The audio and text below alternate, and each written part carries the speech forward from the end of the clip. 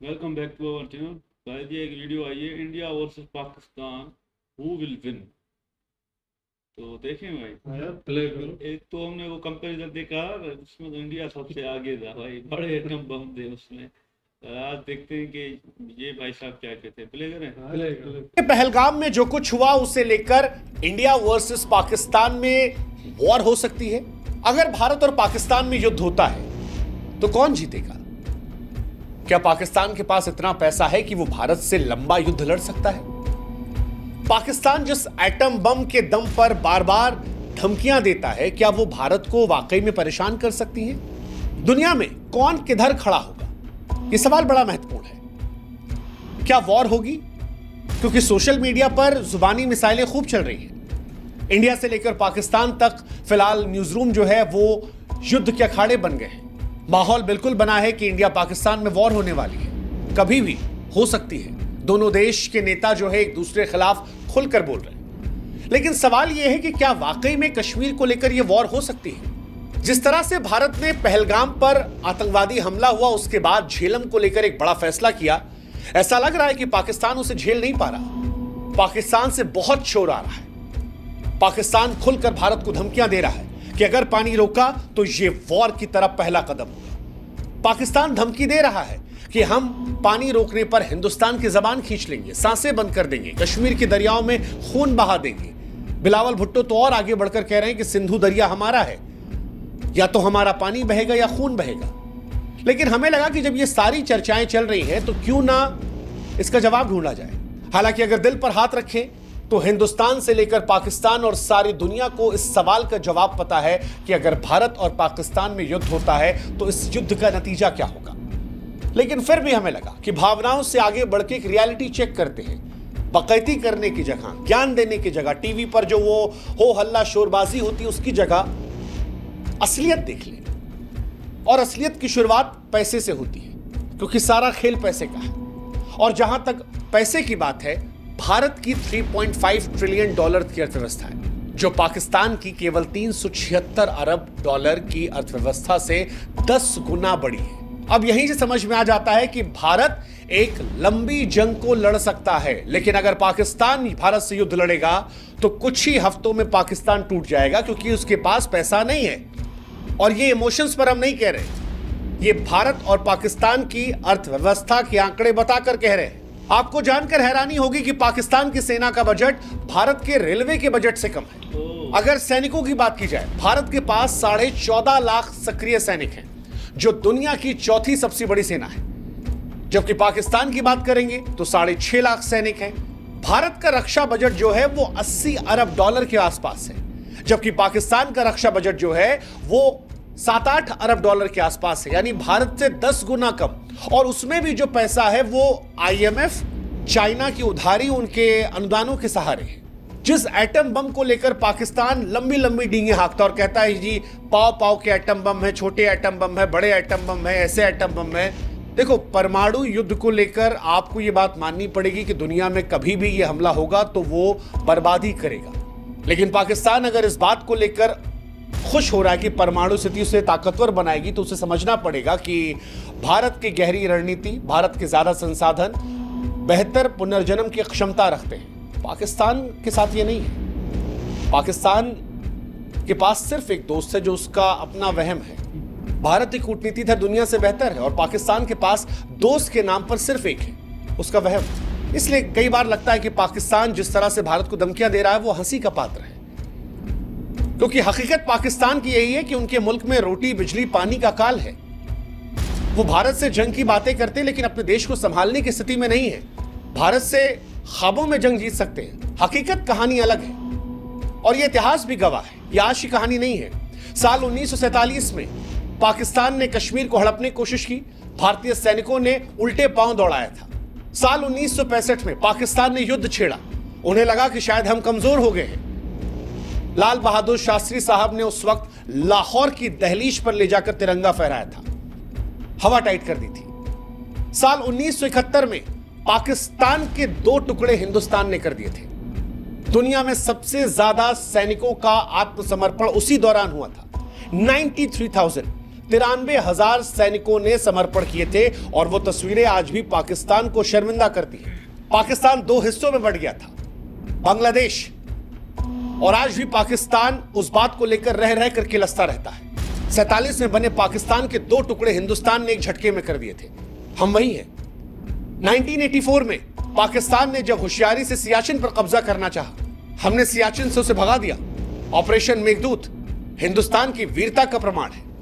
साल 1999 जब पाकिस्तान ने जनरल परवेज मुशर्रफ ने अपने ही प्रधानमंत्री को बेवकूफ बनाकर उनकी पीठ पर खंजर घोंपकर तख्ता पलट कर दिया था और कश्मीर में घुसने की कोशिश कर दी थी और दोस्ती का नाजायज फायदा उठाकर हिंदुस्तान को बेवकूफ बनाने की कोशिश की थी, तब भी हिंदुस्तान ने पाकिस्तान को पहाड़ों से धकेल कर भगाया। आलम यह था कि पाकिस्तान अपने सैनिकों की लाश उठाने नहीं आया, उन्हें कबूल नहीं कर रहा था। और इसके बाद पाकिस्तान प्रत्यक्ष तौर पर लड़ने कभी नहीं आया। वो कभी पुलवामा, कभी उरी, कभी संसद पर हमला, कभी ताज होटल पर हमला, कभी पहलगाम, लोगों को भड़काकर, फुसलाकर, धमकाकर हिंदुस्तान में हमले करवाए। सीधी लड़ाई पाकिस्तान की हैसियत नहीं रही, जिस तरह से इन युद्धों के बाद पाकिस्तान को हमने सबक सिखाया। तो जिस शिमला समझौते को पाकिस्तान बार बार कहता है कि अब तोड़ दिया जाएगा, उसका लिहाज पाकिस्तान ने रखा कब? 99 में, सियाचिन में? कब रखा पाकिस्तान ने? कभी नहीं रखा। संसद हमले में, ताज होटल हमले में, उरी में, पुलवामा में। पाकिस्तान को याद रखना चाहिए कि पाकिस्तान, भारत ने तुम्हें बार बार हराया है, दुनिया ने तुम्हें अपमानित होते हुए देखा है, और जिस परमाणु धमकियों के दम पर तुम बार बार अटैक करने की बात करते हो कि पाकिस्तान के पास हकीकत में और कुछ नहीं है, न जल शक्ति, न थल शक्ति, न वायु शक्ति। तीनों शक्तियों में हिंदुस्तान के आसपास भी पाकिस्तान नहीं फटकता। और ये मैं हवाबाजी में नहीं कह रहा हूं, ये आंकड़ों में कह रहा हूं। पाकिस्तान के पास सिर्फ एक चीज है, परमाणु शक्ति। लेकिन पाकिस्तान, अगर तुम पहले वार करने की मूर्खता करोगे तो ये याद रखना कि भारत का जवाब ऐसा होगा कि नक्शों पर तुम्हारा अस्तित्व खोजने में इतिहासकारों को मुश्किल होगी। भारत एक शांति प्रिय देश है जिसने परमाणु शक्ति बनाने के बाद यह कहा था कि भारत की नीति नो फर्स्ट यूज है। अटल बिहारी वाजपेयी साहब ने कहा था कि हम पहले इस्तेमाल नहीं करेंगे परमाणु शक्तियों का। लेकिन यह बात याद रखना, हम पहले इस्तेमाल नहीं करेंगे, यह सच है, लेकिन भारत की क्षमता कंप्लीट डिस्ट्रक्शन की है। यानी जब तबाही हम मचाना शुरू करेंगे तब पूर्ण तबाही मचाएंगे। और पाकिस्तान जिस परमाणु ताकतों की बार बार धमकियां देता है, भारत अब उससे वहां पर भी बेहतर हो गया है। पाकिस्तान के पास 170 परमाणु हथियार है। पुराने डेटा के अनुसार पाकिस्तान ये दावा करता था कि हमारे पास ज्यादा है, लेकिन मौजूदा दौर में हिंदुस्तान उससे आगे निकल गया है। कई ऐसी गुप्त रिपोर्टें हैं इंटरनेशनल जो दावा करती हैं कि भारत के पास 180 प्लस हथियार हैं। और हथियारों के आगे भारत के पास वो मिसाइलें हैं जिनकी क्षमता पाकिस्तान की मिसाइलों से कहीं ज्यादा है। जैसे भारत की अग्नि 5 मिसाइल 5,500 किलोमीटर रेंज की है, जबकि उनकी शाहीन 3 2750 है। भारत की मिसाइलें इतनी तेज है कि पाकिस्तान को जवाब देने का वक्त नहीं मिलेगा। भारत के पास पाकिस्तान से बेहतर डिफेंस सिस्टम है जो पाकिस्तान के बैलिस्टिक मिसाइल डिफेंस को नाकाम कर देंगे। पाकिस्तान के पास न्यूक्लियर हथियार है, लेकिन वो समझना पड़ेगा कि जब भारत से आप लड़ने की बात करते हो तब वो भी उनकी अर्थव्यवस्था जैसे हो जाते हैं, जो कागज पर तो शोर मचाते हैं लेकिन रियलिटी में अलग हो जाते हैं। जहां तक बात परमाणु युद्ध की है, मुझे लगता नहीं कि दुनिया ऐसा करने देगी या पाकिस्तान ऐसा करना चाहेगा। लेकिन अगर कूटनीतिक दृष्टिकोण पर बात करते हैं, प्रैक्टिकल होकर, तो आज पूरी दुनिया भारत के साथ खड़ी है। आज भारत का दोस्त अमेरिका भी है, रूस भी है। भारत फ्रांस से भी दोस्त है, इजराइल से भी दोस्त है। भारत के पास जापान भी है। पाकिस्तान के पास सिर्फ एक दोस्त है, चाइना। और चाइना पाकिस्तान का दोस्त नहीं है, पाकिस्तान को वो मोहरे की तरह इस्तेमाल करता है। पाकिस्तान ऑलरेडी FATF की ग्रे लिस्ट में फंसा हुआ है। अंतर्राष्ट्रीय समुदाय के लिए इसे आतंकवादी देश मनाता है। चाइना उसे जैसे तैसे बचाता है। चाइना इस युद्ध के बहाने अपने 4 काम और करवा लेगा। वैश्विक मंचों पर पाकिस्तान अलग थलग है। दुनिया में पाकिस्तान की इमेज जो है वो एक आतंकवादी देश की, और ये बात दुनिया जानती है। जैसे तैसे चाइना के वीटो से हर बार वो ग्रे लिस्ट में बच जाता है। और चाइना खुद अमेरिका के साथ उलझा पड़ा है।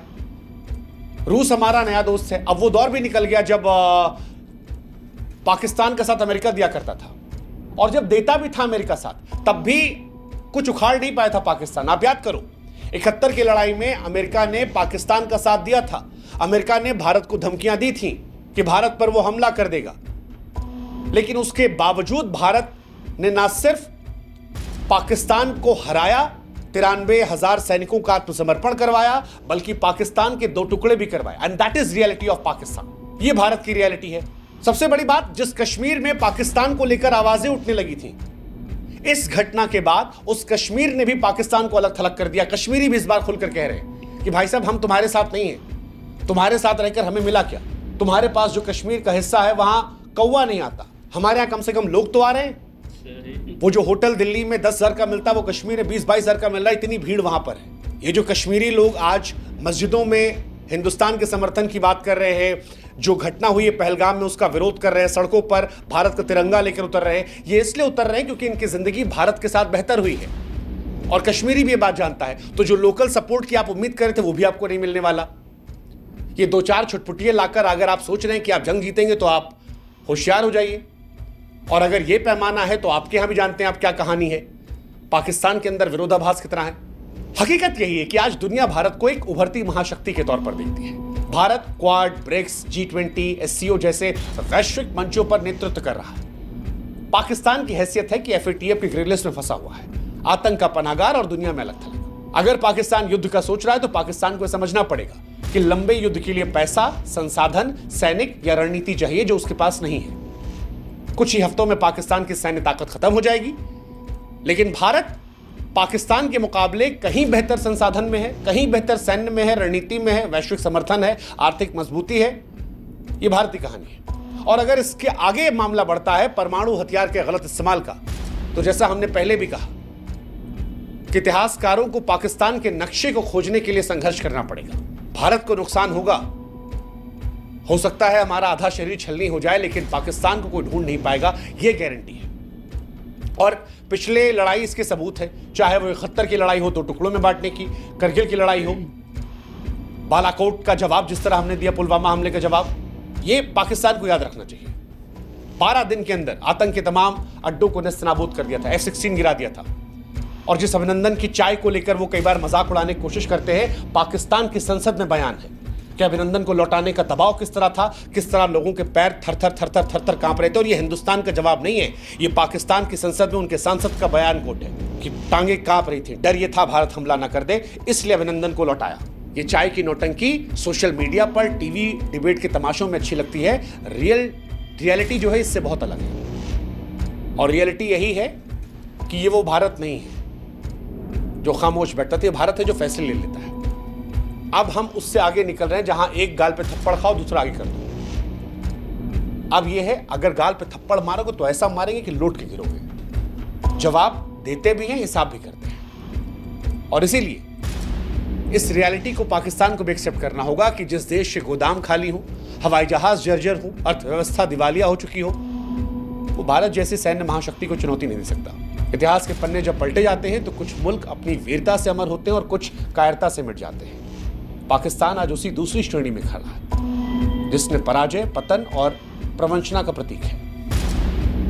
हिंदुस्तान शांति चाहता है, पर शांति समाधान के साथ, सम्मान के साथ।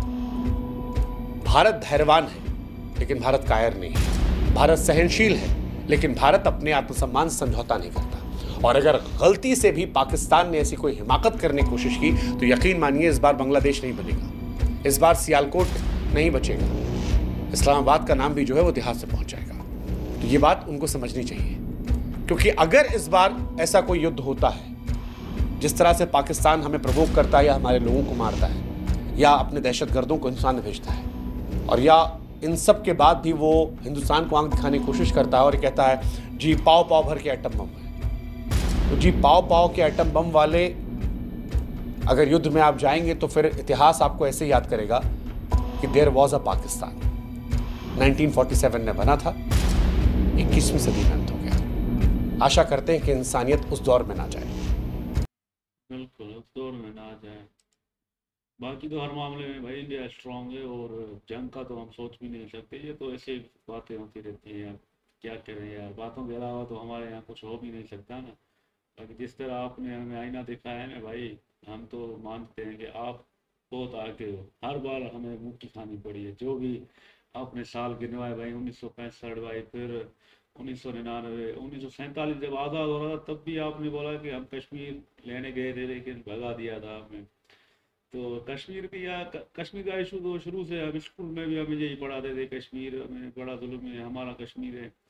लेकिन हम चाहेंगे ये मसला जल्दी हल हो जाए, जंग ना हो, अमन के साथ ये जो भी है ना सब कुछ हल हो जाए। और बाहर वालों को आप थोड़ा पकड़ें, चाइना और अमेरिका खास तौर पे, ये दो मुल्क हैं ये बड़े खतरनाक हैं। ये आपको ऐसे दिखाएंगे भी कि हम आपके साथ हैं लेकिन अंदर से आप खाएंगे भी।